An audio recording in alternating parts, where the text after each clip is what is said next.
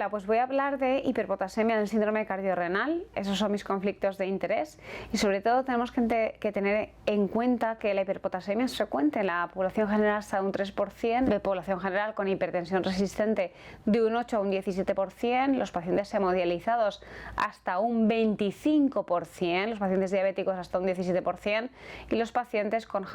insuficiencia cardíaca llegan hasta un 40, incluso 50% en algunas series, pero si tienen además enfermedad renal crónica, 40-50%. Por lo tanto, el síndrome cardiorrenal es muy frecuente, prevalente, los pacientes son añosos y la edad también es un factor de riesgo para tener insuficiencia renal e hiperpotasemia. Entonces, la hipercalemia en la insuficiencia cardíaca y en el síndrome cardiorrenal es un asesino silente y recurrente. Silente, ¿por qué? Pues porque no duele pero mata. Recurrente, ¿por qué? Pues porque cuando tienes un episodio de hiperpotasemia hay estudios que avalan que cada vez los episodios son cada vez más frecuentes, se acortan en meses y llega un momento a un corto o medio plazo que el paciente muere por una arritmia ventricular importante. Y cuando sumas comorbilidades, como veis en la gráfica en la parte superior derecha, veis cómo pues aumenta la prevalencia de este riesgo de tener una hiperpotasemia y que sea además recurrente. Por otro lado, vimos en un estudio español, en dos estudios españoles, uno de la doctora Marisa Crespo y otro del doctor Fernández Delgado,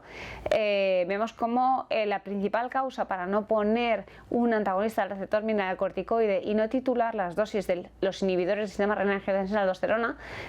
es la hiperpotasemia o el miedo a desarrollarla o el hecho de haber tenido un episodio de hiperpotasemia, porque todos sabéis que son fármacos que de alguna manera por su mecanismo de acción ahorran potasio. Además, en un subestudio del registro Clarify Heart Failure vemos cómo la adherencia a las guías de práctica clínica, el Adherence Score, se relaciona directamente con la mortalidad cardiovascular y por insuficiencia cardíaca de nuestro paciente. Por lo tanto, cuanto menos adherentes seamos los médicos a las guías de práctica clínica, más muerte cardiovascular y muerte por insuficiencia cardíaca va a tener nuestro paciente. Por lo tanto, mensaje: sed adherentes, romped la inercia terapéutica y tratad a los pacientes con los fármacos moduladores de la enfermedad. Y luego vemos cómo no es una solución discontinuar o desprescribir o bajar dosis de inhibidores del sistema renina-angiotensina-aldosterona, porque esto dobla la mortalidad entre subgrupos. Yo he subrayado la insuficiencia cardíaca, pero también en la enfermedad renal y en el paciente diabético dobla la mortalidad. Dobla la mortalidad es que la multiplica por 2 y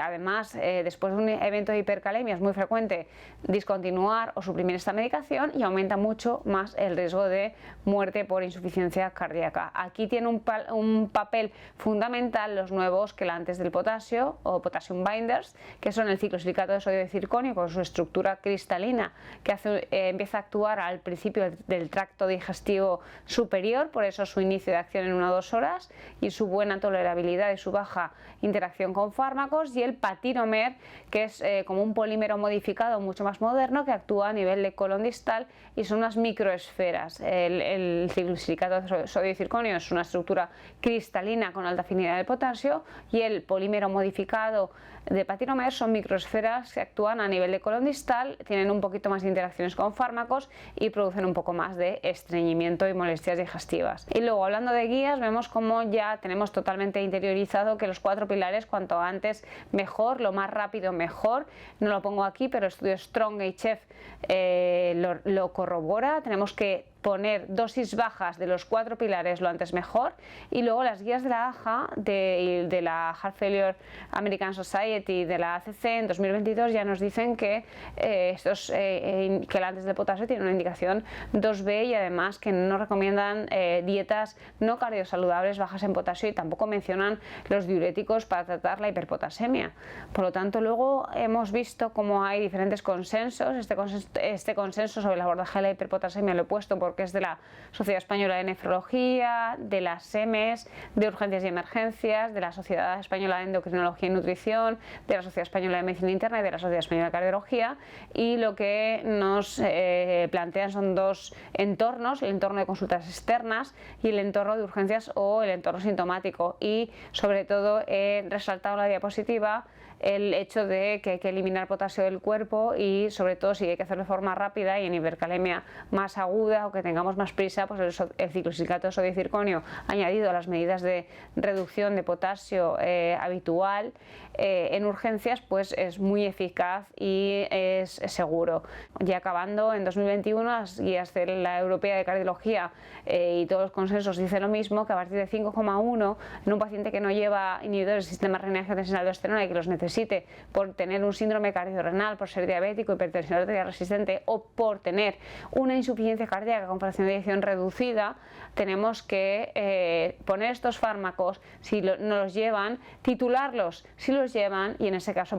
apoyarnos ya en un nuevo quelante del potasio, que son el Patiromer y el Lokelma. Entonces, bueno, como veis, cómo aplicamos las guías de los quelantes del potasio. Hay múltiples consensos, documentos. Os he puesto aquí un consenso Delphi que ha sido muy comentado, muy presentado en webinars, que no voy a entrar en él, pero que nos dice cómo utilizar el ciclosilicato de sodio y circonio y el Patiromer, y que, bueno, que es una publicación que os recomiendo leer. Y luego, por último, tengo el placer de ser la primera firmante de un consenso de documento, un documento consenso de paliativos cardiorrenales que, digamos, que cubren un gap en la evidencia, porque siempre hay documentos consensos de pacientes con insuficiencia cardíaca terminal y los nefrólogos, en este caso el doctor Buades, que es el jefe de Palma de Mallorca de Son Yatzer, dijo, pues este documento consenso de paliativos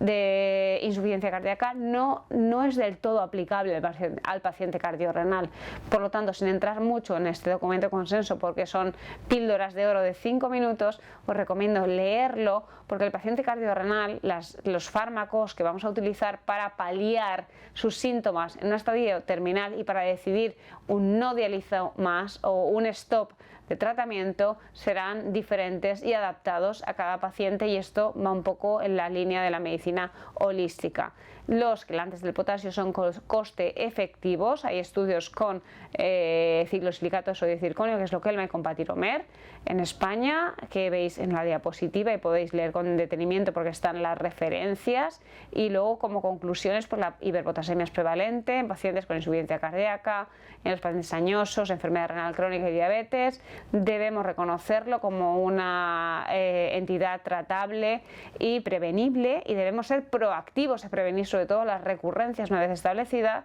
y